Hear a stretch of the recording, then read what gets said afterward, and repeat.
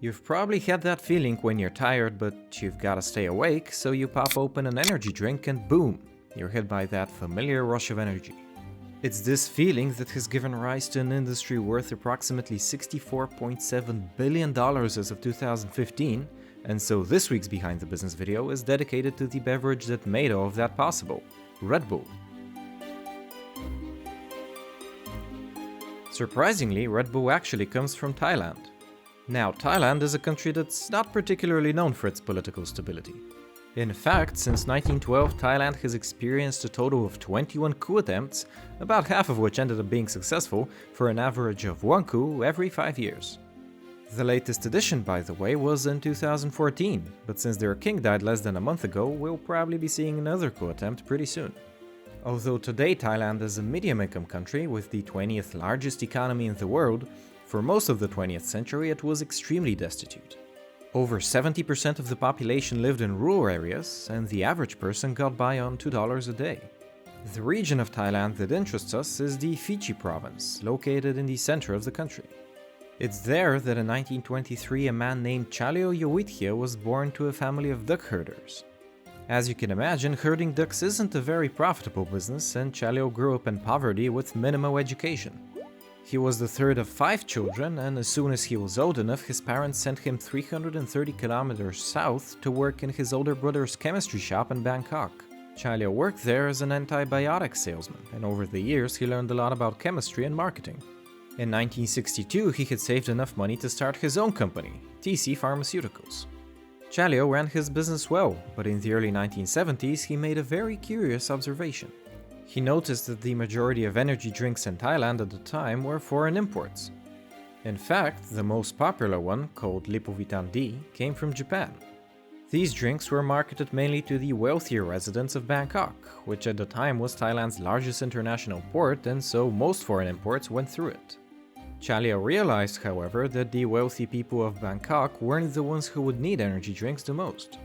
Having come from crippling poverty himself, he knew all too well what it meant to be a low-paid worker pulling tiresome night shifts. Chaleo set about creating an energy drink of his own, and his first step was to analyze the composition of competing drinks. The primary ingredient in most energy drinks, including the ones sold in Thailand during the 1970s, is a compound called taurine. Now, taurine is a chemical of huge significance for the human body. It's necessary for the function of your cardiovascular system, skeletal muscles, and central nervous system. Contrary to the claims that you might find on social media, taurine isn't made of bull semen. The reason it's called taurine is because it was first isolated from ox bile. Not only is taurine essential for the function of the human body, it's a compound that we naturally synthesize, and to be honest, we should be glad about that. Unlike us, some mammals can't produce taurine on their own and have to get it from external sources. I'm looking at you, cats. But even though we can produce small amounts of taurine on our own, dumping extra taurine into your bloodstream can give you a significant performance boost, especially if you're sleep deprived. It's precisely for this reason that Chaleo chose taurine as the primary compound of his energy drink. He also added caffeine to serve as a stimulant, a bunch of B vitamins to support cell metabolism, and 2 forms of sugar to provide a source of energy. With the chemistry figured out, Chaleo's next step was to design his brand. He wanted to convey the strength and potency of his drink, and so for his logo he chose to depict the gaur, a wild bovine species native to Southeast Asia. Gaurs are actually the largest living bovines, with adult bulls reaching up to 7 feet in height and weighing over 3,000 pounds. Chaleo painted 2 red gaurs charging against each other in front of a golden disc, and he called his drink Krating Daeng, which, unsurprisingly, means red gaur in Thai. Having worked as a salesman for most of his life, Chaleo knew very well how to market his beverage. Instead of advertising in urban areas like Bangkok, Chaleo focused his efforts on the provincial regions of Thailand. One of his best ideas was to sponsor local Muay Thai events. Muay Thai is Thailand's most popular martial art, whose origins date back to the 16th century. It was, and still is, an integral part of Thai culture, and it was actually the foundation upon which the Japanese developed kickboxing in the 1960s. Muay Thai became prominent internationally in the 1970s, and Chaleo managed to harness this rising wave of popularity for Krating Daeng. Thanks to a series of key event sponsorships throughout Thailand, in 1976 Krating Daeng was off to a phenomenal start. By the end of the year, it had become the second most popular energy drink in Thailand, behind only Lipovitan D, which it managed to overtake just 1 year later. Chaleo was lucky because from the 1970s up until the 1990s, Thailand experienced a period of unprecedented economic growth. Its GDP quadrupled, per capita income tripled, and Thailand was on its way to becoming an economic powerhouse rivaling the likes of Taiwan and South Korea. Krating Daeng became Thailand's unofficial national beverage during the boom years. Unlike the foreign energy drinks, Krating Daeng captured the national spirit and became a symbol for the perseverance of the working man. At this point you might be wondering, well, hold on a minute, wasn't Red Bull actually from Austria? Technically, you're right. I mean, if you open Red Bull's website, that's pretty much what they say. You shouldn't really look at the company's website for an unbiased account of its history though. Here is what actually happened. While Krating Daeng was conquering Thailand's energy drink market, an Austrian man named Dietrich Mateschitz was struggling to work as a salesman. He didn't come from a particularly wealthy family. His parents were primary school teachers, which is rather ironic considering it took him 10 years to graduate from university with a marketing degree. He worked for half a dozen companies, including Unilever, before finally landing at Blendax, a German-based company notable for its toothpaste. In 1982, Dietrich traveled to Thailand for business, of course, and after his flight he felt very sleepy, so he decided to buy an energy drink. The drink he bought was Krating Daeng, and to his surprise it not only woke him up, but it also cured him of his jet lag. Dietrich got hooked immediately, drinking as many as 8 cans a day, and he liked the drink so much that he decided to try to import it back to Austria. In 1984, he approached Chaleo with an offer.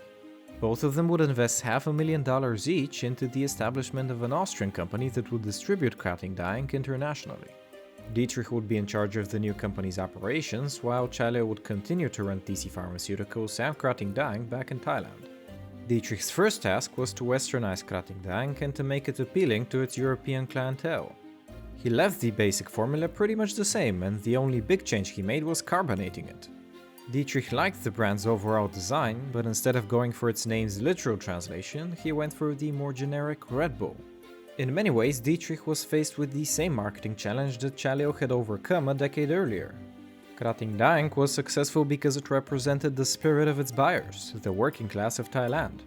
Unlike Thailand, however, the vast majority of Europe had a pretty decent lifestyle, so Dietrich had to take a different approach. He knew that Red Bull would work best as a party drink, but he had to figure out how to market it to a young generation of people who were firmly against traditional forms of advertising. This is where Dietrich struck gold. He paid students to have their Volkswagen Beetles or Mini Coopers redone with large Red Bull cans on top, and he also hired students to serve as brand managers. These brand managers were essentially paid to throw huge parties where they would distribute free Red Bull cans to promote the brand. From these parties have emerged dozens of cocktail recipes using Red Bull, like the Vodbomb, the Jumping Jack Flash, and liquid cocaine. As you can imagine, this marketing strategy was brilliant, and during the first year of its launch in 1987, Red Bull sold over 1 million cans in Austria. From then on, it spread like wildfire, hitting the shelves of Hungary and Slovakia in 1992 and Germany and the UK in 1994. By the time Red Bull entered the US in 1997, it was selling 1 million cans every day. During this dramatic expansion, Dietrich developed another ingenious marketing tactic. As an avid sports enthusiast and a proud owner of a pilot's license, Dietrich was well aware of the rise of extreme sports during the 1980s. That's one of the reasons why he gave the drink its emblematic slogan, "Red Bull gives you wings." Dietrich's first venture into the world of sports came in 1991 when he organized the first Red Bull Flugtag in Vienna. The event brings together competitors from across the globe who try to fly their homemade human-powered flying machines, usually with minimal success but great entertainment value. The success of Flugtag convinced Dietrich to start hosting other sports events, and to that end he's been spending an ever-increasing amount on this alternative marketing strategy. In 2011, for example, Red Bull's marketing budget amounted to $2.1 billion, a stunning 84% of their gross profit.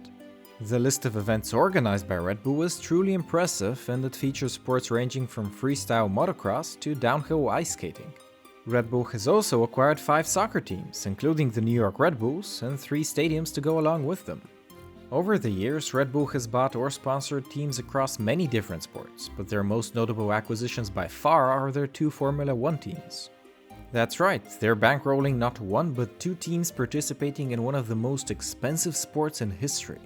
In 2011, Red Bull spent a third of their entire marketing budget on their Formula 1 teams, which has more than paid off considering their impressive track record.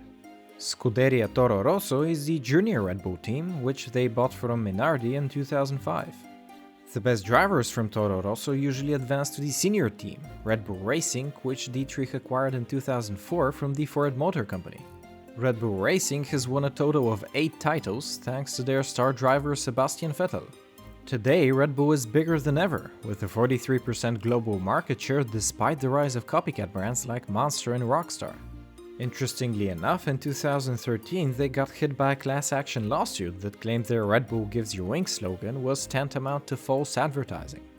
Of course, it's doubtful that anyone ever bought a Red Bull can with the hope of eventually growing wings, but hey, it's the US, so why not start a lawsuit, right? Eventually, Red Bull settled for $13 million, about half of which ended up in the hands of the victims whose dreams of growing wings had been shattered. On a final note, I'd like to share with you footage from the Red Bull Stratos project, which in 2012 helped Felix Baumgartner skydive a record-breaking 24 miles from the stratosphere. I recommend watching it to the end, since I've got a few special surprises for you guys after, but for now, enjoy.